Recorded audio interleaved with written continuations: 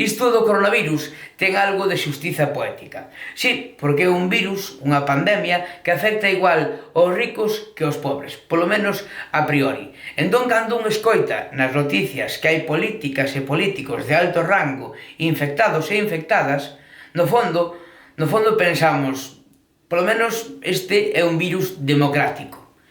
E certamente, é moi democrático porque lle afecta igual á esquerda que á dereita.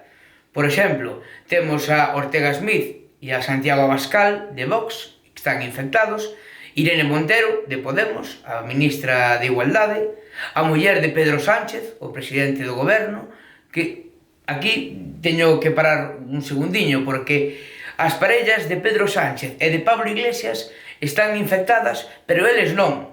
E por outra banda, Santiago Abascal e Ortega Smith sí que están infectados.